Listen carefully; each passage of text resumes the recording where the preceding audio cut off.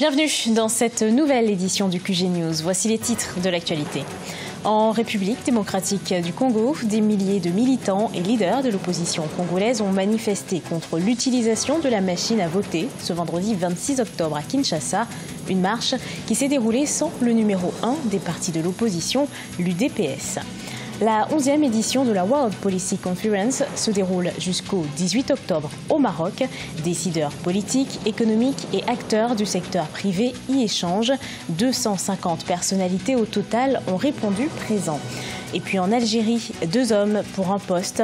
Les députés de l'Assemblée nationale qui réclament la démission du président Saïd Bouadja ont nommé un successeur. Mais Saïd Bouadja écarte toute idée de démission. Mais tout d'abord, c'est une première en Afrique. Le président de l'Assemblée nationale, Abdou Karim Mekassoua, a été destitué ce 26 octobre. Après des heures de débat, les députés ont voté à bulletin secret. Il fallait 93 voix et 98 voix se sont finalement exprimées en faveur de sa destitution. Elle intervient après le dépôt d'une pétition la semaine dernière, l'accusant notamment de détournement de fonds et de favoritisme. En République démocratique du Congo, l'opposition est descendue dans la rue ce vendredi 26 octobre à Kinshasa. Elle réclame le retrait de la machine à voter. La manifestation s'est déroulée sans la participation de l'Union pour la démocratie et le progrès social. Les détails dans ce reportage de Jacques Mboka. L'opposition congolaise a manifesté ce vendredi 26 octobre à Kinshasa contre la machine à voter. Parti de la place dite échangeur dans la commune de Limete, des milliers de militants de l'opposition avec les leaders de différents partis ont terminé leur marche à la place triomphale.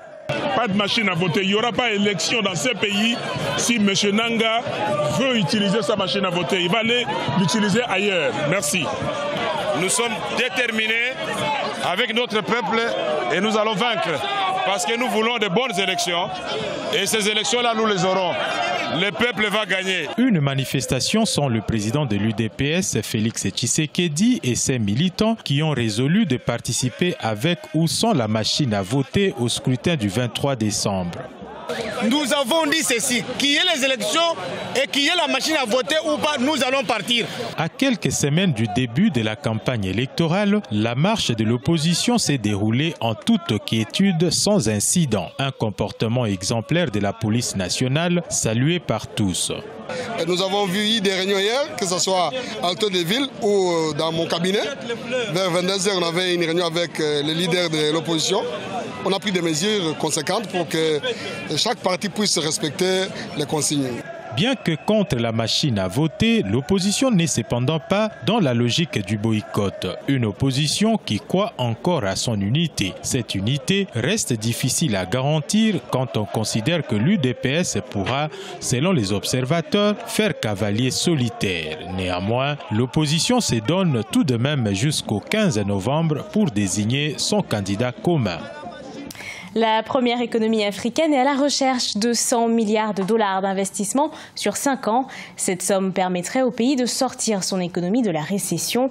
Au début du mois d'octobre, le chef de l'État Cyril Ramaphosa a initié une plateforme d'échange entre gouvernements, opérateurs économiques et syndicats. Objectif, créer au moins 275 000 emplois chaque année. La nation arc-en-ciel affiche un taux de chômage de plus de 27%. L'édition 2018 de la World Policy Conference poursuit ses travaux jusqu'au 28 octobre au Maroc. Cette 11e édition réunit plus de 250 personnalités de haut niveau de plus de 40 pays. Ils échangent notamment sur l'impact de monde connecté sur la gouvernance mondiale. Les précisions de Marcel Farba-Maroun et de notre envoyé spécial Wendiam Compaoré. Rabat, capitale de la gouvernance mondiale. La capitale du royaume chérifien abrite du 26 au 28 octobre 2018 la 11e édition de la World Policy Conference avec pour thème général gouvernance mondiale. Un Gotha venu de tous les horizons géographiques, politiques, religieuses et culturelles aspire à contribuer par le dialogue, l'échange d'expériences et de connaissances à l'éclosion d'une biodiversité de la globalisation. Un monde interdépendant, de plus en plus interdépendant, ne peut rester, comme j'appelle raisonnablement ouvert, que s'il y a des efforts de coordination pour travailler ensemble d'une manière constructive et positive. C'est ça que ça veut dire. Ce forum de discussion se déroule autour des enjeux du commerce international, de l'éducation, des questions climatiques, énergétiques et de l'état de l'économie mondiale. Et pour le développement du continent africain, les défis sont énormes, selon le Premier ministre ivoirien Adama Gon Coulibaly.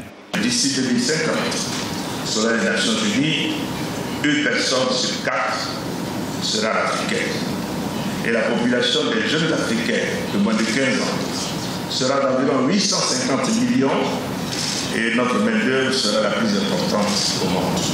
Cependant, l'Afrique dispose de bases solides pour devenir un pilier de la croissance et de la prospérité mondiale. 250 personnalités de haut niveau venant d'une quarantaine de pays prennent part à cette 11e édition. En rappel, cette conférence annuelle lancée en 2008 a pour objectif de contribuer à améliorer la gouvernance dans tous ses aspects afin de promouvoir un monde plus ouvert et respectueux de la diversité des États et des nations. 2 présidents à l'Assemblée nationale algérienne. Les députés qui réclament la démission de Saïd Bouadja ont nommé un successeur. Il s'agit de Mouad Bouchareb, élu avec 320 voix pour et une abstention. Mais Saïd Bouadja écarte toute idée de démission. Sharon Kamara. La crise se poursuit au sein de l'Assemblée populaire nationale algérienne. Depuis 5 mois, 5 groupes parlementaires réclament sans succès la démission de Saïd Bouadja, le président de l'APN, après des menaces de boycott et même le blocage de l'entrée du Parlement par plus de 200 députés de la majorité. Les protestataires ont élu un nouveau président. Il s'agit de Mouad Bouchareb qui, à l'issue du vote, a obtenu 320 voix pour ainsi qu'une abstention. Dans cette guerre de clans, ça compte énormément. Je pense que c'est une manière de prendre rendez-vous avec ce qui peut arriver pour les prochains mois dans cette guerre de la succession. Saïd Bouadja, 80 ans, refuse toujours de céder son siège et dénonce même une atteinte à l'état de droit.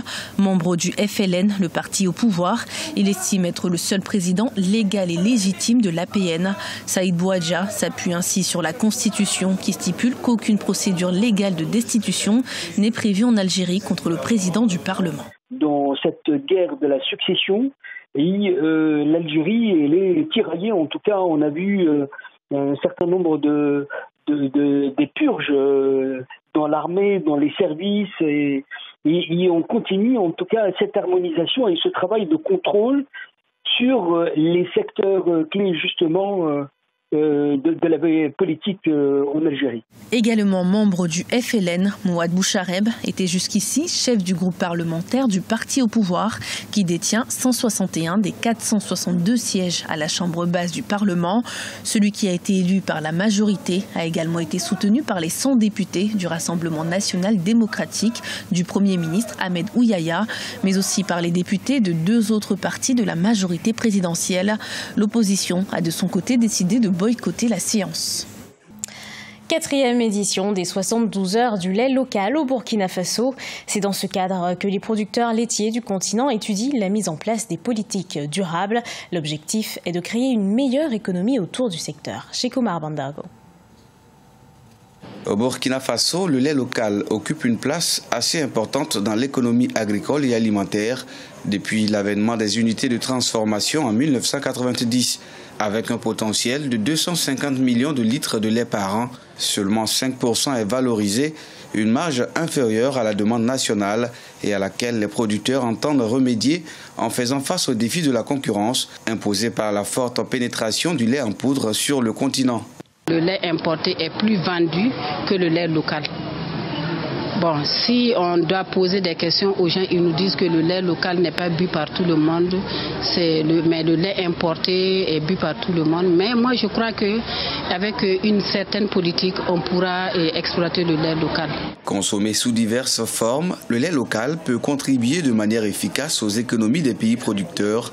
Les défis pour un développement plus accru du secteur consisteront aussi à l'introduire dans nos habitudes alimentaires et à faire en sorte que cette activité soit accessible à plus de femmes. Le contexte mondial aujourd'hui n'est pas vraiment favorable, donc c'est à chaque pays, aux acteurs aussi de se battre aujourd'hui pour qu'on puisse survivre et résister à toutes ces politiques défavorables aujourd'hui au lait local.